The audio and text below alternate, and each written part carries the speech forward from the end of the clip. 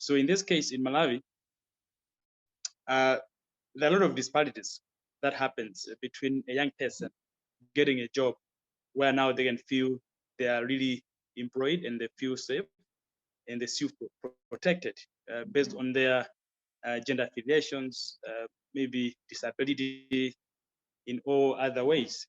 But as a country in general, we haven't really accomplished in a number of ways.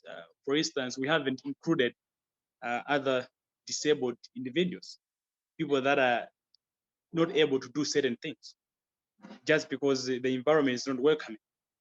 That has contributed to a lot of issues to do with not achieving, providing our young people decent jobs. For me, really, I feel that decent jobs for our youth, for me, really resonates with the dignity, but also the quality of the job. What I mean by this, I mean, for me as a young person, I'm looking for the type of employment whereby I'm getting enough income that can meet all my basic needs and necessities. I should not struggle to for healthcare issues. I should not struggle to pay a medical bill. I'm looking at that type of employment, but at the same time, I'm also looking at the work environment that I'm working in. Is it safe enough?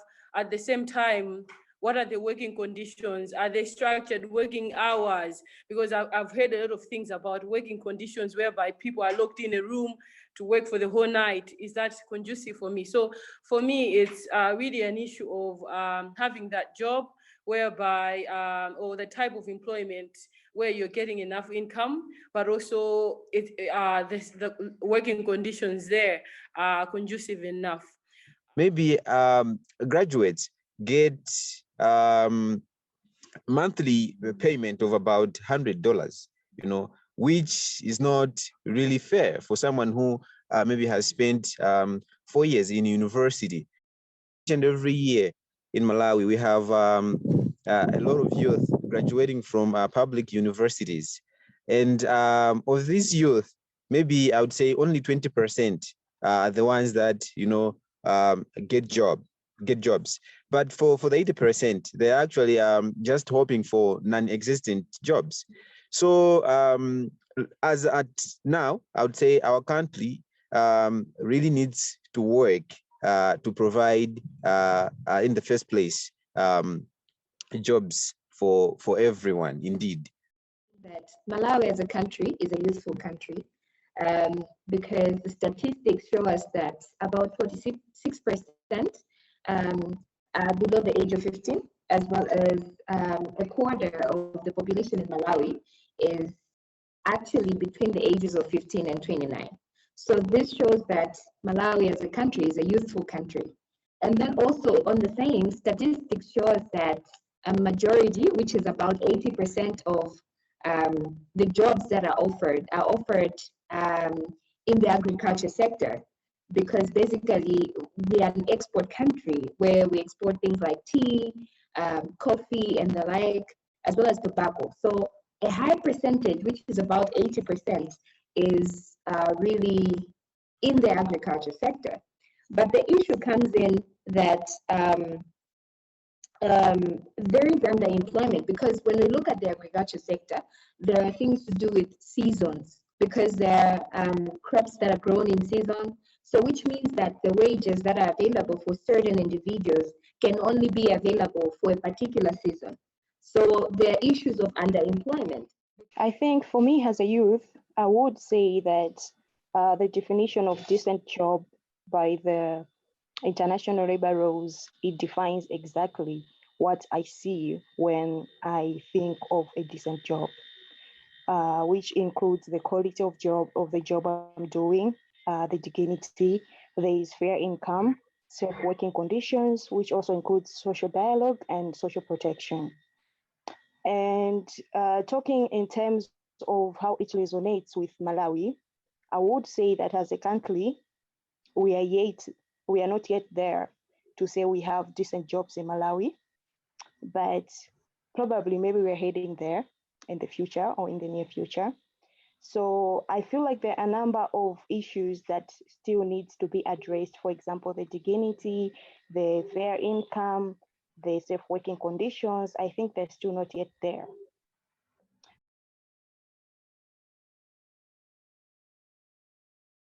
When it comes to most of Malawians, or rather Malawian youth, think decency is just a decent job is just for one to be in a particular office, probably signing documents and doing all sorts of things that people have always perceived to be to be a decent job. So when it comes to informal sectors, for instance, we've talked about farming. Very few youth or Malawians are understanding the fact that it can be achieved. Decency can be achieved in the informal sector, for example, in agriculture. But then we are not taking any measures or bring forth ways in which that can be achieved. It's very possible to have decent jobs in both the informal and formal sectors, just because the way we define decent jobs, as you have said, and the video as it has been said, the decent jobs, it is defined by social protection, social dialogue, and even how people are engaged on the job market, and even where they're employed, not necessarily how much they're getting and how they're dressing and all this, and the environment there they're working. So it's very possible to have decent jobs both in the formal and informal sectors.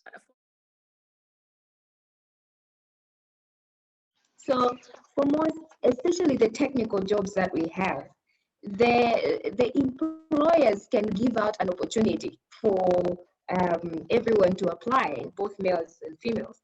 But the challenge that we have is that even when the opportunity is given to females, they mostly do not qualify. So the issue, I want to give out just quickly a statistic that I found on the same, is that 51% of men and 38% of women that are aged between 20 and 24 had completed primary education. So you see the gap that's there between males and females. You see that males are actually completing education than females. And this is a huge attrition, particularly for girls, for women, because then they're not able to qualify the employers for their jobs. So, for example, myself, I'm an M&E expert. When I go for like in the job that I am, because it's decent, I have male counterparts who have the same qualification as I do, and I get the similar kind of treatment. I also get the same kind of pay. But the problem comes with, I'll still refer back to the point that I had made before, which talks about underqualification. Not really the same for men and women when it comes to decent jobs in Malawi. The whole issue is there is still a huge gap in terms of education. I think, okay, generally to say, women are still at the backward in terms of levels of education in the country compared to men. And also, if you look at each and every year to find out on the statistics how many men qualify to go to university, you find that there are more men that qualify to go to university than women, even though there are a lot of initiatives that are trying to push that the women also, get the same chances as men. And that has actually led to make women who are less qualified to compete with men who are even, much more qualified. Not to focus much on the reason why why that women are backward in that scenario, but just looking at that kind of situation, you can actually tell that there's already a difference between decent work in terms of men and women. There is a pandemic going on at the moment. A lot of people, a lot of companies rather, and organizations have had to close the places of operation, and maybe in order to decrease the spread of the pandemic. So with that, that's also put a strain on the organizations, and they've had to make cutbacks on employees and so on. So I believe because of the pandemic, the sense of what a decent job has probably changed, or it just maybe isn't the same way as it was before the pandemic. Because this is a different time. I'm pretty sure if we're to have this conversation way before the pandemic hit, we wouldn't really, okay, I personally believe wouldn't really have too many different perspectives, but I believe COVID has probably changed the perspective much more and has made it worse. So yeah, I think decent work right now because of the pandemic in Malawi is probably not the same as it was before. And if it continues to go on like this, it will continue to deteriorate. This pandemic has brought in, we have all seen that there is a big problem of social protection, especially in the informal sector. Those people who are working in the informal sector, and the social protection is just not there. There are so many people out there who are not protected, who are not provided with the requirements, the PPEs, the mask, so that they can do their work properly. I've seen a number of people in the informal sector who are just working as normal days and they're not protected. So this pandemic has brought in the issue that we're able to have decent jobs in the informal sector, but also it also includes the formal sector, because even in the formal sector, people are losing their jobs. So there's less security. The security is not there.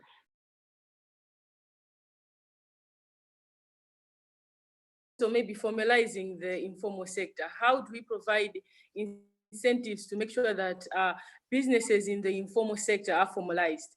Because for me, I think there are a lot of employment that is in the informal sector, and also in the formal sector there are a lot of income that is circulating around the informal sector.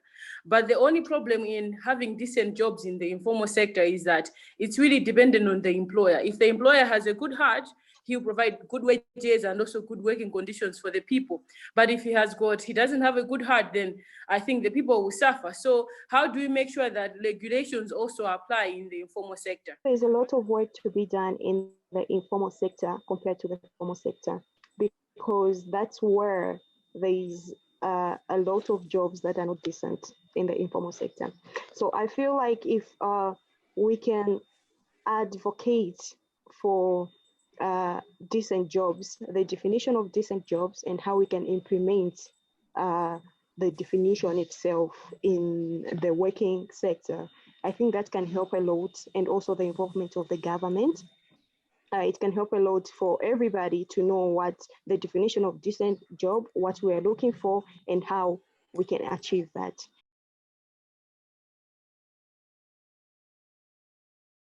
Also, other things that needs to be done is also to actually maybe give platform to the youth to create more jobs for themselves, and also for their fellow youths.